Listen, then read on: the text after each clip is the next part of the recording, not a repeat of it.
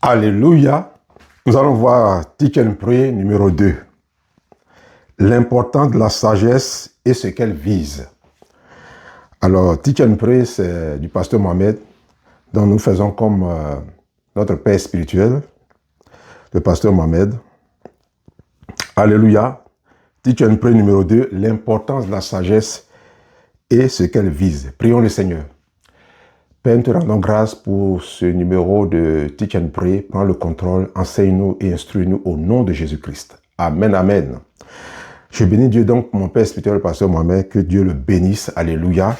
Donc le pasteur Mohamed est le pasteur principal des églises Vase d'Honneur et le président de l'organisation Message de Vie. Alléluia.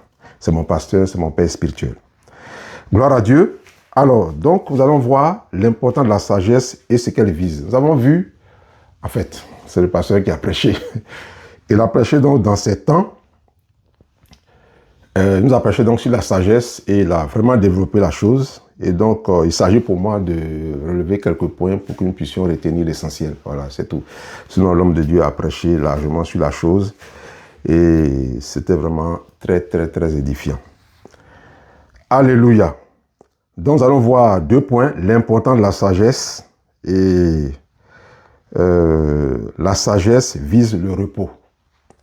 Donc, concernant l'importance de la sagesse, dans ces derniers temps, le pasteur Mohamed nous a enseigné sur la sagesse en nous indiquant que la sagesse est très importante et qu'elle nous permet d'avoir la bonne attitude, le bon comportement et les paroles appropriées vis-à-vis d'une situation ou d'un problème auquel on fait face. Il a aussi insisté sur l'importance de la sagesse, soulignant que c'est un gage de réussite. Dans Matthieu 25, 1 à 12, concernant les 5 vierges sages qui ont prévu de l'huile pour leur lampe en allant à la rencontre de l'époux, et les 5 vierges folles qui ont manqué d'huile, donc n'ont pas pu voir l'époux. Alors, je vais donc rappeler rapidement cette histoire. Il s'agit donc dans Matthieu 25, 1 à 12, 10 vierges, c'est-à-dire 10 chrétiennes. C'est ça. Donc, on peut être chrétien et puis ne pas être sage. Voilà. Donc, il a dit 5 vierges sages. Vous voyez? Et les autres 5 vierges folles. Des chrétiens qui manquent de sagesse. Donc, ces 10 vierges sont allées à la rencontre de l'époux. Il y a 5 d'entre elles, vierges, donc chrétiennes, qui ont prévu de l'huile dans leur lampe et de l'huile en réserve. Et 5 autres qui avaient de l'huile dans leur lampe et n'ont pas d'huile en réserve. Donc, lui qui était dans la lampe là, pour les 5 autres là, à un moment donné, c'est fini. Et l'époux n'est pas encore arrivé. Vous voyez?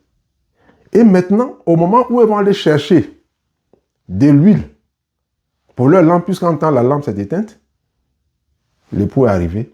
Et les 5 premières qui ont prévu de l'huile en réserve, elles ont rencontré l'époux et elles sont parties à l'époux.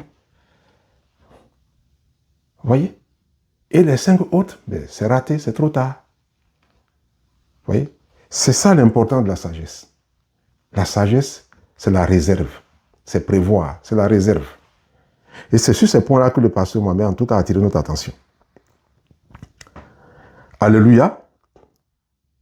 Donc, ce qui a manqué aux vierges folles pour voir l'époux, c'est la réserve d'huile, la sagesse. La sagesse, c'est la réserve. Elles n'ont pas été sages pour réserver de l'huile, bien qu'elles soient vierges, c'est-à-dire chrétiennes. Alors, donc, on peut être chrétien et manquer de sagesse. C'est pourquoi Jacques dit aux chrétiens de demander la sagesse. Jacques le dit expressément, demander la sagesse. Vous voyez, ce n'est pas évident, ce n'est pas automatique. Il faut demander. Il s'agit donc de la sagesse divine, la sagesse d'en haut, qui est différente de la sagesse terrestre, charnelle et diabolique, selon Jacques 1,5. Amen. Nous devons donc désirer la sagesse. La sagesse permet de faire face aux situations et de les régler efficacement. Alléluia. Le passage clé sur la sagesse concernant l'enseignement du pasteur Mohamed est celui de Jacques 3, 12 à 15, qui dit, au verset 12, « Lequel d'entre vous est sage et intelligent, qu'il montre ses œuvres par une bonne conduite avec la douceur de la sagesse. Alléluia. Nous avons vu dans Tite numéro 1 qu'il faut être doux. En fait, je n'ai pas parlé de douceur, mais j'ai parlé de paix. Mais il y a un élément nouveau. Vous voyez, il faut être doux. Celui qui est sage, il est doux. Il n'est pas furieux, agité, violent. Alléluia. Gloire à Dieu. Amen, amen.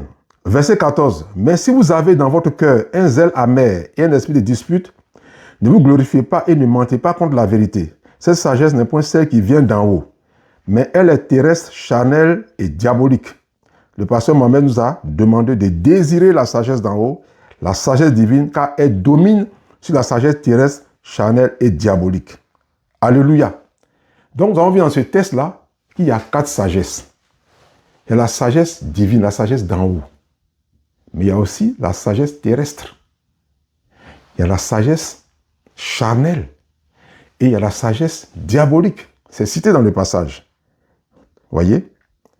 Alors donc, le pasteur, lorsqu'il développait le message concernant ces 4 sagesses, pour résumer, il a dit, la sagesse terrestre repose sur les lois, les principes, la logique et le raisonnement humain, la science.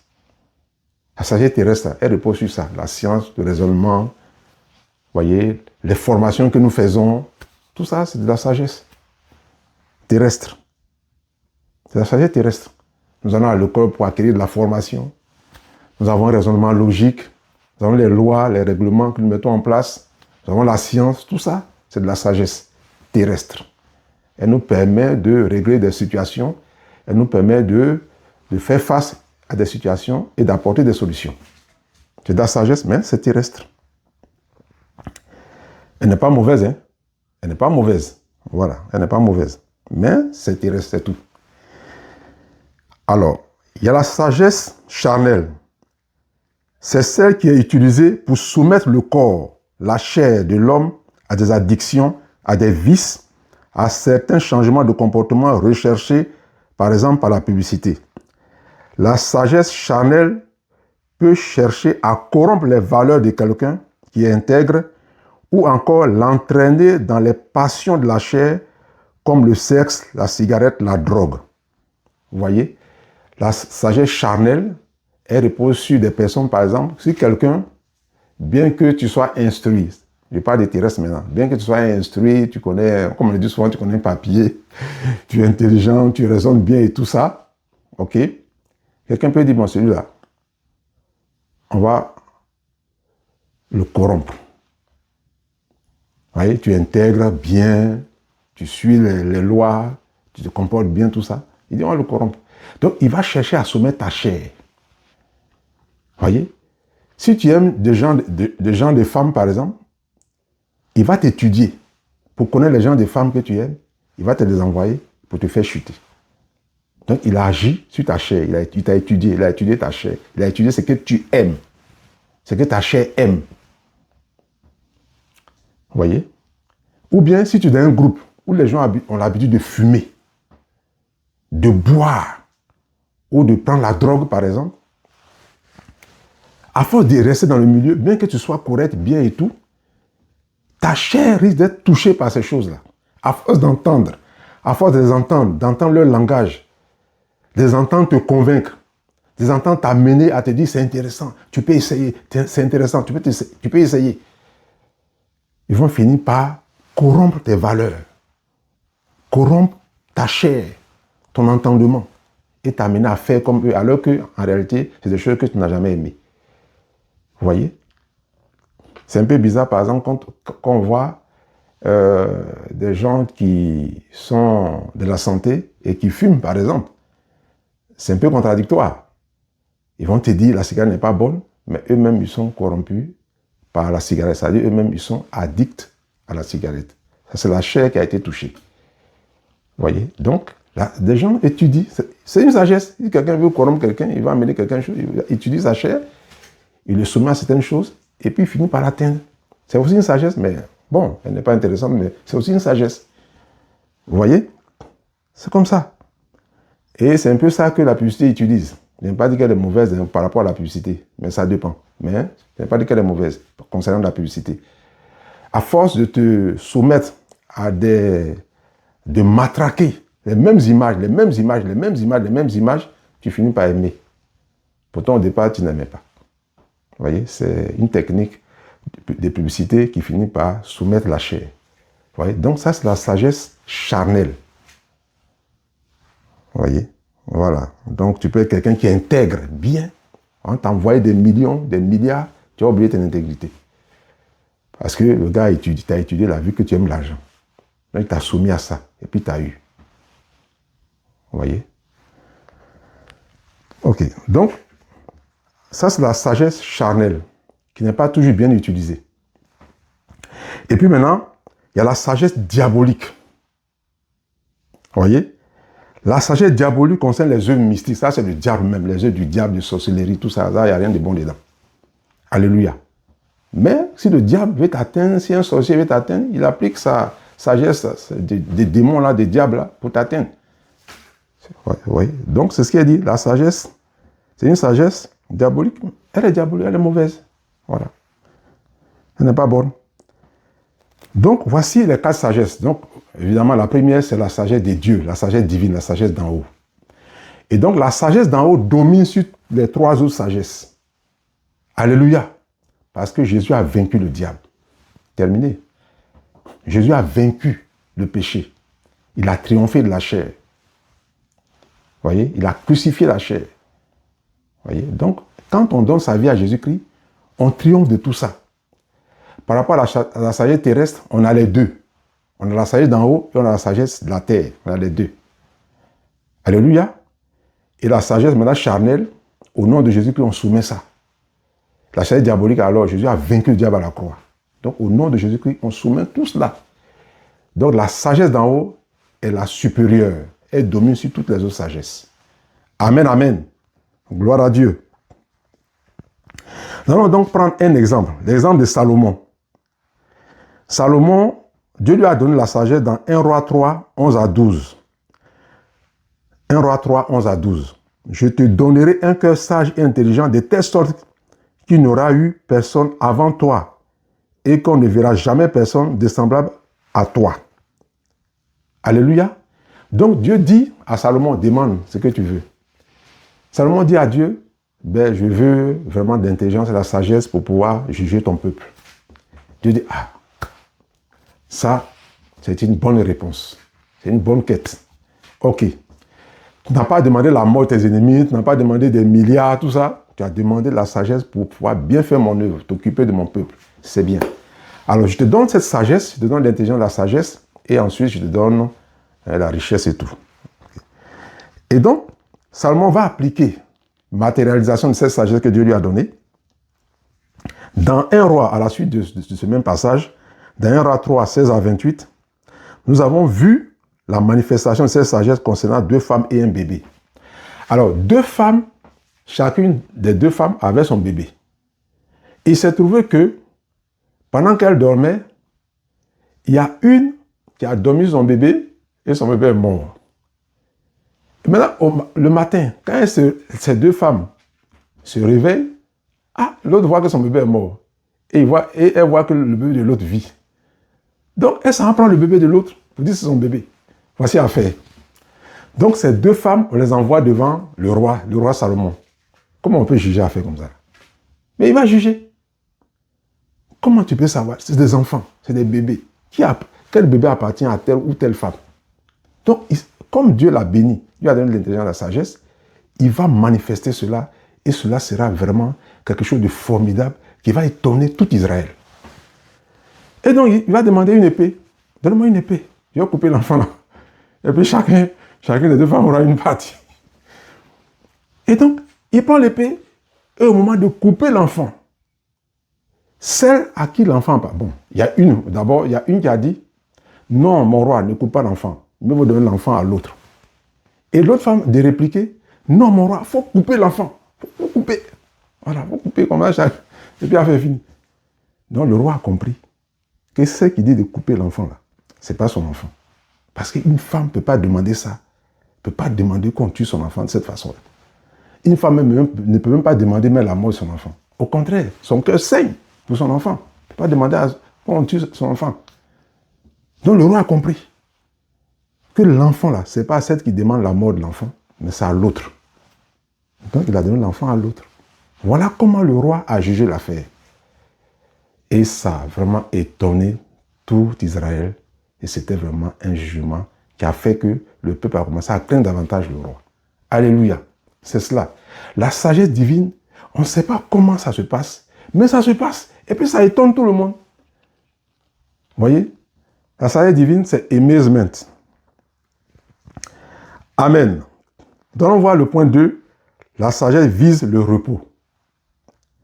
Par la suite, le pasteur a indiqué que la sagesse vise le repos. Dieu a créé le monde en 6 jours avec sagesse, selon Proverbe 8, et le 7e jour, il s'est reposé. Sur ce point de repos, il s'agit d'utiliser la sagesse pour résoudre un problème de telle sorte que ce problème ne revienne plus. Et donc, qu'on se repose de ce problème pour passer à un autre défi pour le résoudre, ensuite se reposer et ainsi de suite. Il ne faut donc pas fuir les problèmes, il faut donc faire face pour les résoudre et passer à un autre problème pour le résoudre et ainsi de suite. Vous voyez? Par exemple, pour ne pas trop marcher, l'homme a créé la voiture. Vous voyez? Pour traverser l'eau et aller d'un continent à un autre, l'homme a créé l'avion. Pour réduire la souffrance de l'homme par rapport à la lessive, ça c'est l'exemple que le pasteur prenait. Il a pris l'exemple dans son jeune âge. Et voilà, bon, on va simplement résumer. Donc, la machine à laver vient pour résoudre les questions de lessive. Et ainsi donc, les problèmes, vous voyez, devant lesquels l'homme a fait face, il a utilisé donc la sagesse pour les résoudre.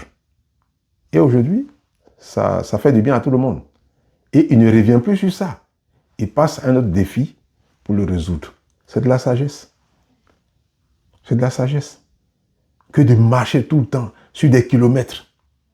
C'est pas facile. Donc pour résoudre ça, la voiture. Comment on fait pour aller de l'autre côté de la mer? L'avion. C'est de la sagesse. Ça règle les problèmes efficacement et ça donne le repos, la tranquillité. Et on passe à un autre. Et c'est comme ça que Dieu a créé le monde. Premier jour, deuxième jour, troisième jour, quatrième jour, jusqu'à 6e jour. Et il s'est reposé. Parce qu'il a fini de créer le monde. Maintenant, c'est à l'homme maintenant de prendre la relève, puisqu'il a créé l'homme le 6e jour, pour continuer maintenant à assujettir, dominer le monde comme Dieu l'a voulu. Pendant ce temps, Dieu lui se repose. Donc la sagesse permet de résoudre efficacement les problèmes, de faire face aux situations, et de les résoudre, et passer à un autre défi, et ainsi de suite. Alléluia. Donc nous allons prier. Nous allons prier. Demandons la sagesse d'en haut pour résoudre efficacement les situations auxquelles nous sommes confrontés et que ces choses résolues ne soient plus des préoccupations. Amen. Alléluia. Donc tout à l'heure, je disais que Dieu, pour se reposer, a créé l'homme à son image et à sa ressemblance pour pouvoir donc, comme Dieu, gérer le monde. Alléluia.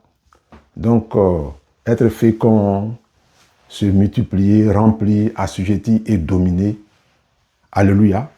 Parce que Dieu l'a voulu ainsi. Pendant ce temps, lui se repose. Alléluia. Donnons prier le Seigneur. Donnons prier le Seigneur donc, afin que Dieu nous accorde la sagesse d'en haut pour résoudre efficacement les situations auxquelles nous sommes confrontés et que ces choses résolues ne soient plus des préoccupations. Prions le Seigneur. Sharaba sakababos ribabos shabababa robo sekobo shabababa sakaraba shabababa robo shakababos. Père, nous te rendons grâce. Merci pour cet enseignement important, cet enseignement si précieux, si important sur la sagesse, Seigneur.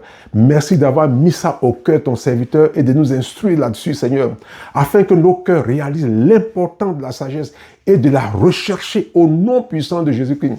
Au lieu de fuir les situations, Père, plutôt les faire face à cette situation, crier à toi afin que tu nous envoies ta lumière pour pouvoir, Seigneur, avoir la solution et les régler efficacement et ainsi de suite, progresser au nom puissant de Jésus-Christ. Donne-nous un cœur qui recherche la sagesse, un cœur qui recherche la sagesse, un cœur qui est disposé à faire face aux situations et les résoudre, Seigneur, avec l'intelligence, avec la sagesse divine, la sagesse d'en haut, celle qui vient de toi, celle que tu déposes en nous, avec ta lumière, au nom puissant de Jésus-Christ. Béni sois-tu, Père, gloire et honneur te soient rendus au nom puissant de Jésus. Amen, amen et amen.